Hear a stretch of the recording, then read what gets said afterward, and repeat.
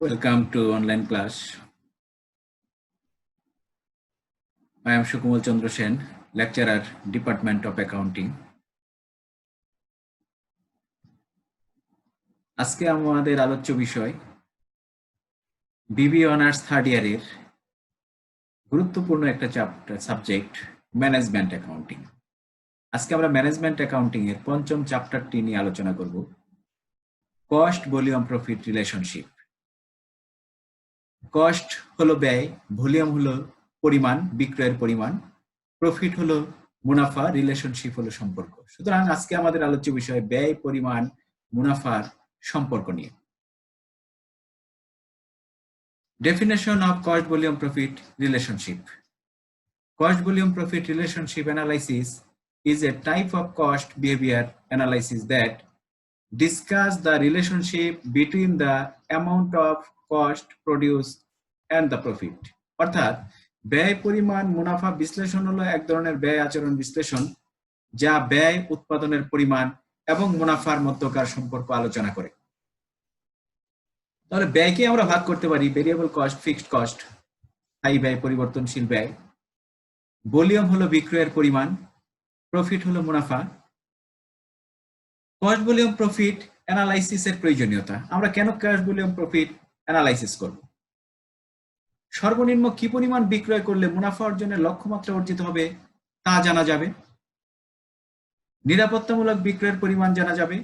উৎপাদন ব্যয় ও বিক্রয় আয়ের পরিবর্তনে মুনাফার কিরূপ পরিবর্তন ঘটে তা জানা যাবে। এই চ্যাপ্টারের অঙ্কগুলো করতে গেলে আমাকে কিছু সূত্র ব্যবহার করতে হবে, সূত্রের উপর ভিত্তি করে এই চ্যাপ্টারের অঙ্কগুলো করতে হবে। তাই সূত্রগুলো সহজে মনে রাখার জন্য টেকনিক হিসাবে আমি এখানে একটা ইনকাম স্টেটমেন্ট আংশিক প্রস্তুত করেছি। শিক্ষার্থীগণ, তোমরা জানো ইনকাম স্টেটমেন্টকে আমরা দুইটা ফরম্যাটে প্রস্তুত করতে পারি। একটা হলো cost of goods sold format, আরেকটা হলো কন্ট্রিবিউশন ফরম্যাট। আমি এখানে কন্ট্রিবিউশন ফরম্যাটের আংশিক ইনকাম স্টেটমেন্ট প্রস্তুত করেছি। এখানে আছে সেলস। সেলস থেকে আমরা যদি ভেরিয়েবল কস্ট বিয়োগ করি তাহলে পাবো কন্ট্রিবিউশন মার্জিন। কন্ট্রিবিউশন মার্জিন থেকে ফিক্সড কস্ট, স্থায়ী ব্যয় যদি আমরা বিয়োগ করি তাহলে পাবো প্রফিট। সুতরাং সেলস থেকে ভেরিয়েবল কস্ট বাদ দিলে যদি কন্ট্রিবিউশন মার্জিন পাওয়া যায়, যদি ভেরিয়েবল কস্ট মিসিং থাকে তাহলে সেলস থেকে আমরা কন্ট্রিবিউশন মার্জিন বিয়োগ করলে ভেরিয়েবল কস্ট পাবো। একইভাবে কন্ট্রিবিউশন মার্জিন থেকে ফিক্সড কস্ট বিয়োগ করলে যদি আমরা প্রফিট পাই, তাহলে এখানে ফিক্সড কস্ট যদি মিসিং থাকে তাহলে কন্ট্রিবিউশন মার্জিন থেকে প্রফিট বিয়োগ করলে আমরা ফিক্সড কস্ট পাবো।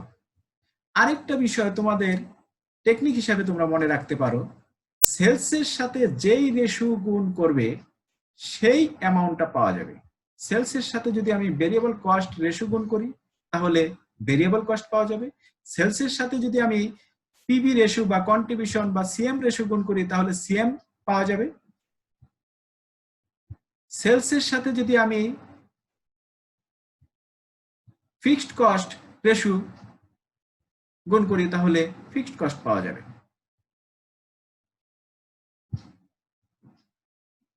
এখন আসো, আমি আগেই বলেছি এই চ্যাপ্টারের অঙ্কগুলো করতে গেলে কিছু সূত্রের মাধ্যমে সেগুলো করতে হবে। এখানে সূত্রগুলো বিশ্লেষণ করলে প্রায় 50 থেকে 60টি সূত্র এই চ্যাপ্টারে আছে। এতগুলো সূত্র একজন শিক্ষার্থীর পক্ষে মনে রাখা সম্ভব না। এই জন্য সূত্রগুলোকে বিশ্লেষণ করে বিভিন্ন সময় পরীক্ষার প্রশ্নপত্র বিশ্লেষণ করে আমি এখানে 8টি সূত্র এখানে উপস্থাপন করেছি। একজন শিক্ষার্থী যদি এই 8টি সূত্র মনে রাখতে পারে, আশা করি এই চ্যাপ্টারের অঙ্কগুলো নির্ভুলভাবে সহজে উপস্থাপন করতে পারবে। তাহলে আসো, 1 নাম্বার সূত্রটা হলো পিবি রেশিও বা সিএম রেশিও। পিবি হলো প্রফিট ভলিউম বা সিএম রেশিও। সূত্র হলো change in profit divided by change in sales into 100, অথবা sales minus variable cost divided by sales into 100, অথবা 100% minus variable cost ratio. 2 number সূত্রটি আমি এখানে দিয়েছি, ফিক্সড কস্ট সমান হলো সেলস ইনটু হলো পিবি রেশিও মাইনাস হলো প্রফিট, অথবা কন্ট্রিবিউশন মার্জিন মাইনাস হলো প্রফিট। 3 নম্বর সূত্রটি হলো প্রফিট সমান সমান sales into PV ratio minus fixed cost, অথবা কন্ট্রিবিউশন মার্জিন মাইনাস হলো ফিক্সড কস্ট, অথবা সেলস ইনটু হলো পিভি রেশিও ইনটু হলো মার্জিন অফ সেফটি রেশিও। 4 নম্বরের সূত্রটি হলো ভেরিয়েবল কস্ট। ভেরিয়েবল কস্ট সমান সমান sales minus sales into PV ratio, অথবা সেলস মাইনাস সিএম। 5 নম্বর হলো ব্রেক ইভেন পয়েন্ট ইন টাকা। ব্রেক ইভেন পয়েন্ট হলো যেই বিন্দুতে মোট ব্যয় এবং বিক্রয়ের পরিমাণ সমান হয়, অর্থাৎ লাভ লোকসান কোনো কিছু হয় না, তাকে আমরা বলি ব্রেক ইভেন পয়েন্ট। সূত্র হলো fixed cost divided by PV ratio, অথবা টোটাল সেলস মাইনাস হলো মার্জিন অফ সেফটি। 6 নম্বর সূত্রটি দিয়েছি target sales, fixed cost plus target profit divided by PV ratio. Fixed cost plus target profit. Target profit হলো আমরা যে পরিমাণ মুনাফা target করেছি, যে পরিমাণ লাভ করতে চাই, ওই লাভের পরিমাণটা যোগ করব, ডিভাইডেড বাই পিভি রেশিও বা সিএম রেশিও দ্বারা আমরা ভাগ করব। অথবা fixed cost plus target profit বিভাগ 1 minus tax rate divided by PV ratio. যদি প্রশ্নের মধ্যে ট্যাক্সের পরিমাণ উল্লেখ থাকে তাহলে আমরা দ্বিতীয় সূত্রটা ইউজ করব। 7 নম্বরে আমি এখানে দিয়েছি target profit, target sales into হলো PV ratio minus fixed cost.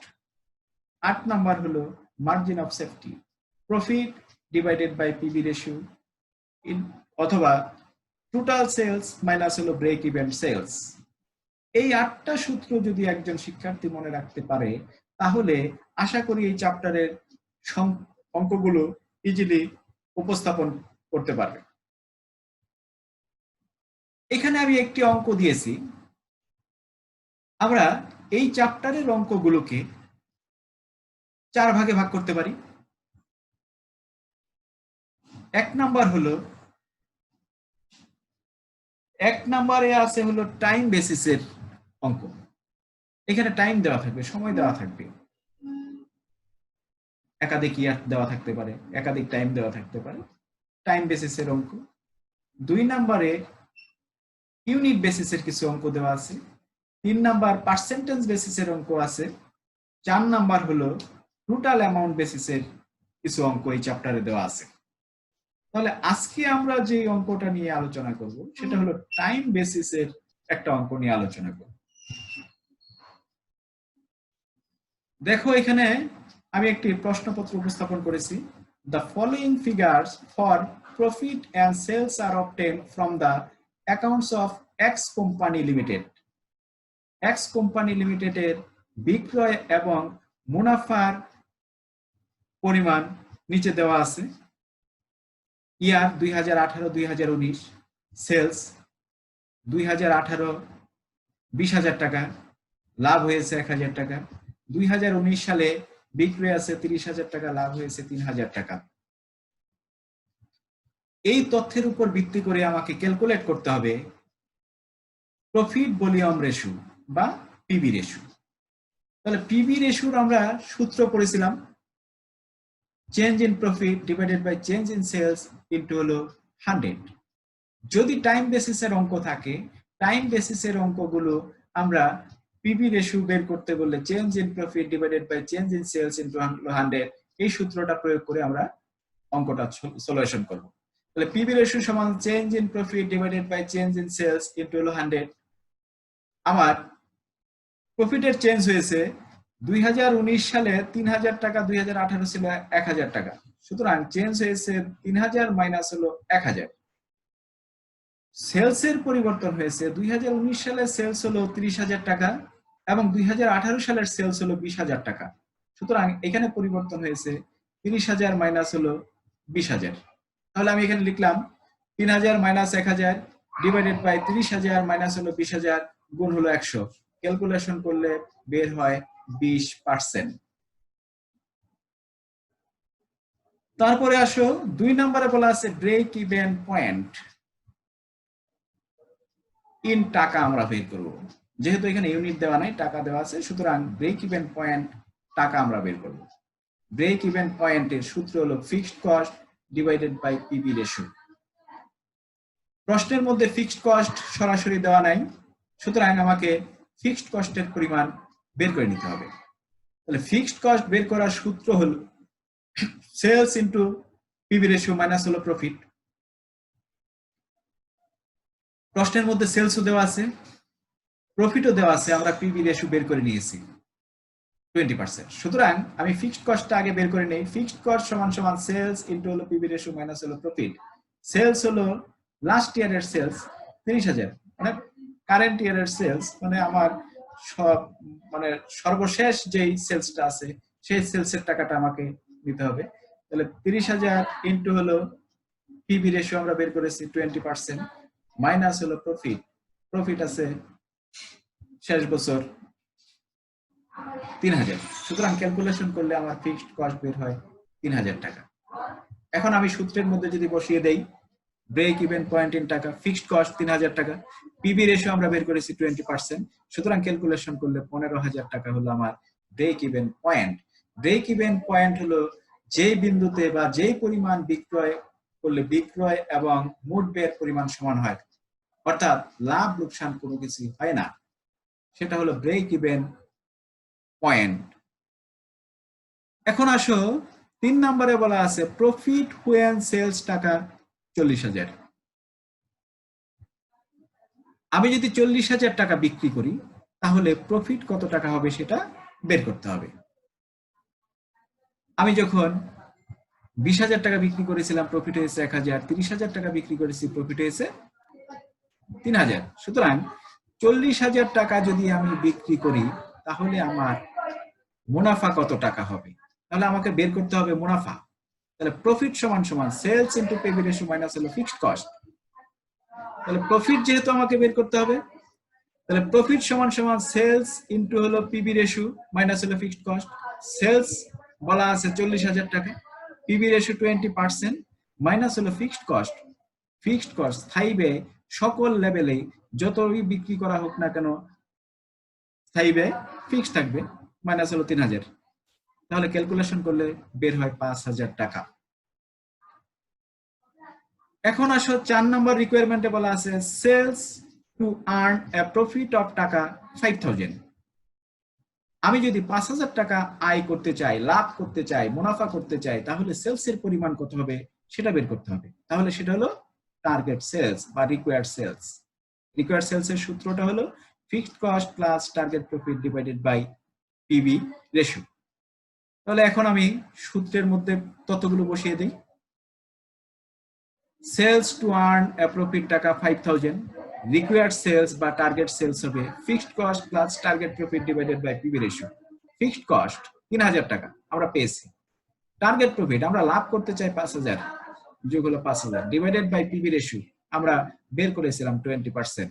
সুতরাং এটাকে যদি আমরা ক্যালকুলেশন করি তাহলে এখানে রিকোয়ার্ড সেলস এর পরিমাণ বা টার্গেট সেলস এর পরিমাণ হয় 40,000 টাকা। আশা করছি বুঝতে পারছো। তো আজকের মতো এখানে শেষ করলাম। Thanks for all. নেক্সট ক্লাসে দেখা হবে।